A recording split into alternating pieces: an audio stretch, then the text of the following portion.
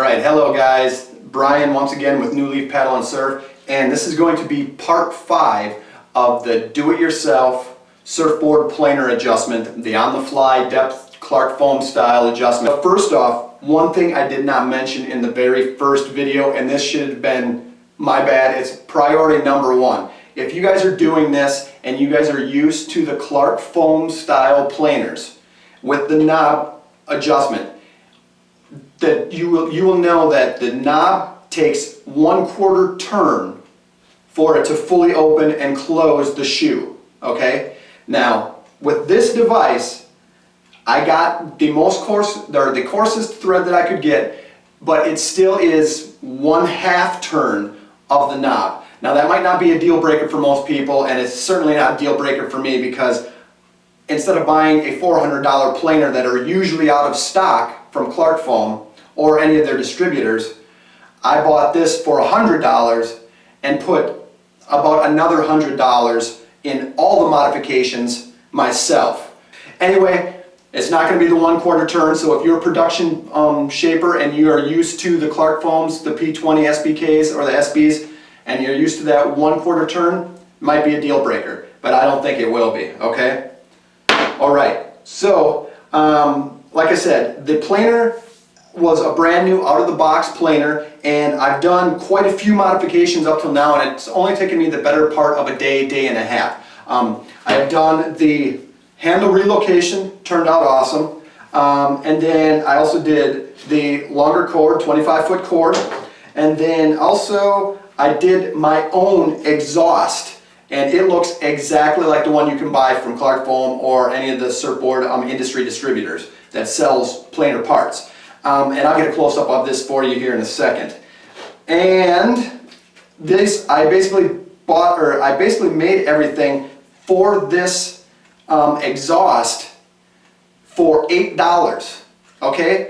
Now, I know that a lot of people, if you've done any research, it's only $20 for this from one of the distributors, $20, $25. But with shipping, let's say it's another $5, so you're spending $25 to $30, but this cost me $8 and about 2 hours of my time, okay? And all it is a white elbowed, this was a little bit longer, it's called a trail pipe, disposable trail pipe. It's in your plumbing section, and it's actually got a flange on the back side of this elbow, which you need, okay?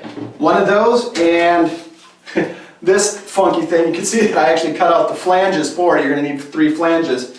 And this is a toilet base plate. That's all it is. It's the same type of material as the elbow itself. Now, I'm not going to get into how I made that. You guys can figure that out, I'm sure. But if you're looking to save a little bit of money, I'll give you a closer look of this. Well, here it is, people. If you take a look at it, it looks exactly like the exhaust that you can get from Clark Foam. Nothing to it. It's actually, I'm going to try and do this. I don't know if you can see this in the picture, but this is actually 3 layers of that toilet base plate. All it is that elbow, the first one, you're going to cut tight up against this elbow here, this circle, and then on the middle one, you're going to make it a little bit larger to fit the flange of that elbow, and then the other one is a little bit tricky, but I think you guys will figure it out, okay? But yeah, man, I mean, it looks exactly like it, and why spend $30 shipped to you when you can buy it and make one for $8? All right? Okay, so that's that, and now let's get back into putting this back together. One thing I should mention is you're going to want to probably get yourself some grease, also some hopefully you guys can see this. This is just basically like an axle grease, and you want to grease up the inside of the nut mechanism, and then that's why I got this on plastic here, and then also on the threads, okay? And let me take this apart for you, and we'll put this all together real simple. You've seen it in part 4 also. One thing I'd like to mention is this is the spring that I told you that we used before. It works well, it's not bad, but as you turn the knob, it gets a little tight towards the fully open. And I didn't like that, so I played around with some other compression springs, and these are just what Lowe's had. Obviously you can see they're really flimsy and and thin, but what I did was I just cut them in half and I doubled them up. And it works because this is the way I done my Makita also. And it doesn't work too bad. I just double them up like that. And if these go out, no big whoop, because you can go buy this for another $3 and replace this. It's going to be standard maintenance on your planers anyway. Okay, quickly, we're going to take this threaded part. I'm going to try and keep my hands off the grease.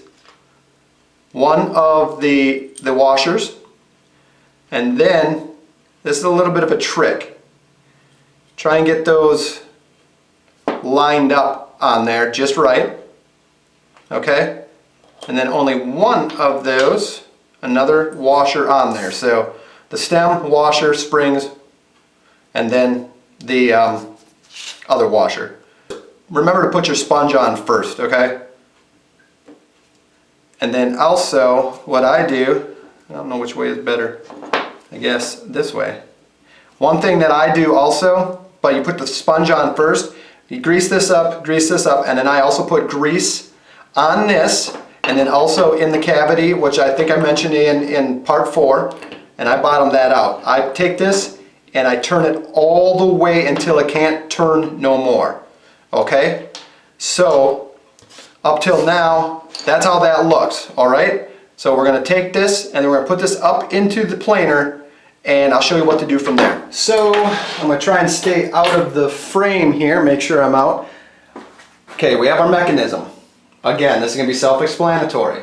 I put a little bit of grease on the inside of this cavity, and then it's also a good idea to put a little bit of grease up top here. Okay? So all you got to do is take this assembly,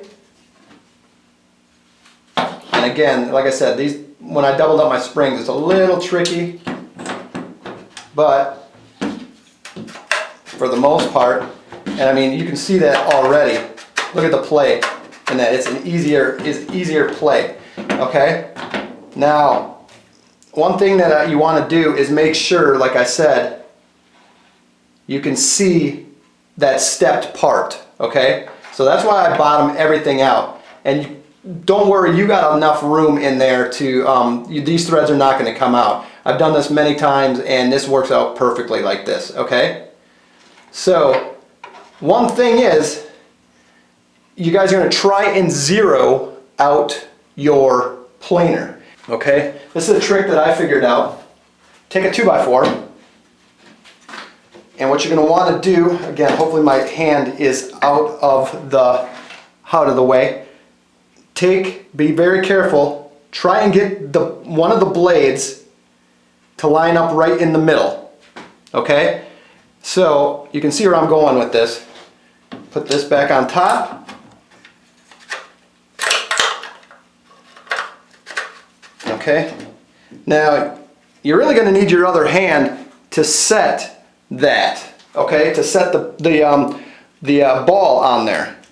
So sometimes it's kind of difficult to hold this down and then do everything else. Now with these springs, it's not too bad. But what I do is I will take one of these, whatever this is, a quick grip it's called. Alright.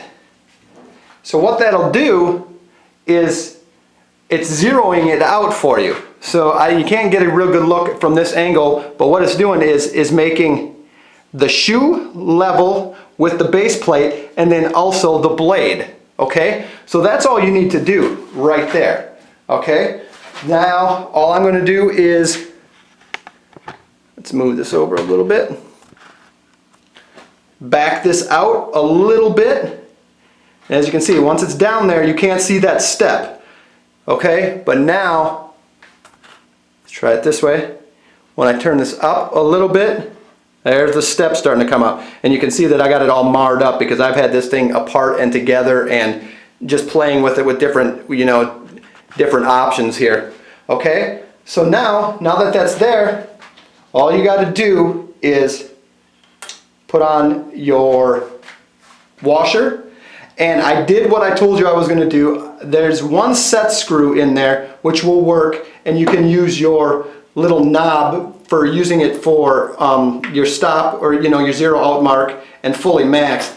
But what I did was I tapped out another one to fit that. So what you can do is, now I know from playing around with this that I need to actually put this first, and these are all going to be different for each and every one of you depending on where you guys drill that out to add that extra knob. But I know for this one that I need to put it right there. I mean, and you guys get it now. All you got to do is just tighten it up, turn it back through here, put this on there, and you are all set. There you have it, all put together. Doesn't look anything different than the Clark foam modifications. Damn proud of myself, I must say so. And then just take a quick look. Again, this is going to be 1/2 turn. Hopefully this is in focus for you. 1 turn, 1/2 turn. So I mean, fully opened, all the way closed. There you go, guys. Hope this was helpful. Have a good one. Thanks for watching.